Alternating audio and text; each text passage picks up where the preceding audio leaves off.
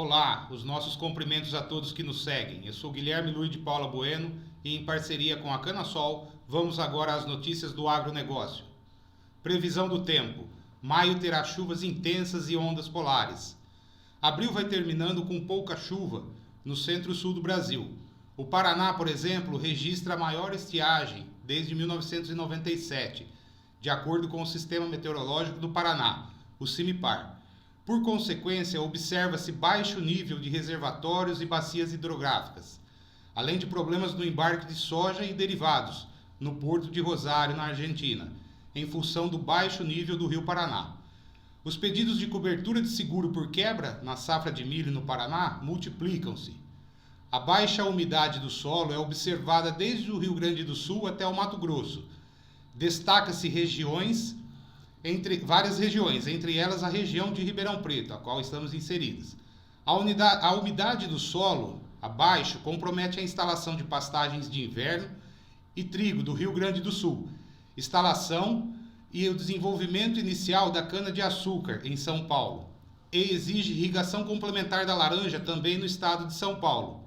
Isso sem contar com a diminuição da produtividade do milho segunda safra, o milho safrinha, no estado e no sul do Brasil. Por outro lado, as atividades de colheita de cana-de-açúcar, laranja e café avançam rapidamente nesse momento. O veranico, fenômeno mais típico em maio, apareceu mais cedo esse ano. Ele acontece pela formação de um bloqueio atmosférico. As frentes frias estão paradas na altura da Argentina e Uruguai e não deixam as ondas de frio avançarem pelo estado. Após o mês de abril seco no centro-sul do Brasil, a entrada das primeiras ondas de frio e a intensificação dos ventos fortes em altitude trazem chuvas mais intensas em maio. De uma forma geral, as simulações europeia e americana indicam o mesmo cenário com precipitações mais intensas que o normal para a época do ano no Rio Grande do Sul, Santa Catarina, Paraná e em partes de São Paulo e Mato Grosso do Sul. Ainda de acordo com a simulação europeia, a maior parte da precipitação acontecerá na segunda quinzena de maio, período em que também há previsão de declínio mais acentuado da temperatura. Por falar em temperatura, após uma primeira quinzena de abril com temperatura abaixo da média entre o sul e o sudeste, as ondas polares chegarão cada vez mais com frequência e intensidade, tanto que a previsão para maio é de temperaturas mais baixas que o normal em boa parte do centro e do sul do Brasil. CNA envia posicionamento do agro para o novo acordo de mudanças climáticas.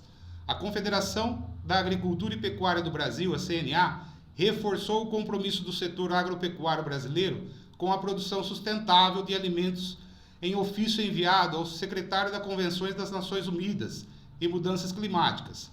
No documento, a CNA apresentou o posicionamento do setor sobre o tema e passou informações importantes sobre a pecuária sustentável e segurança alimentar. Múnio Lourenço, presidente da Comissão Nacional de Meio Ambiente e Confederação, disse que a CNA enviou informações relevantes da produção rural brasileira, que demonstram a liderança mundial do país na produção de alimentos sustentáveis, destacando o desenvolvimento rural brasileiro a partir de um aumento de produtividade e a adoção de tecnologias que vem permitindo o crescimento verticalizado da produção de alimentos em nosso país. Justiça Federal suspende autorização para canaviais na Amazônia.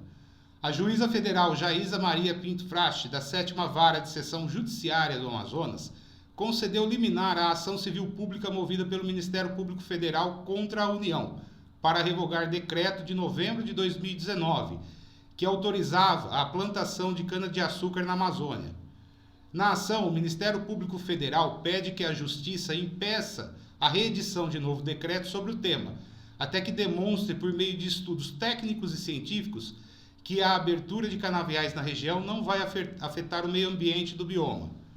Com a decisão, foram restabelecidos os efeitos do Decreto 6961, de 17 de setembro de 2009, quanto ao zoneamento agroecológico da cana, em áreas dos biomas Amazônia, Pantanal e Bacia do Alto Paraguai, terras indígenas e as áreas de proteção ambiental, para evitar que a produção de etanol incentive o desmatamento.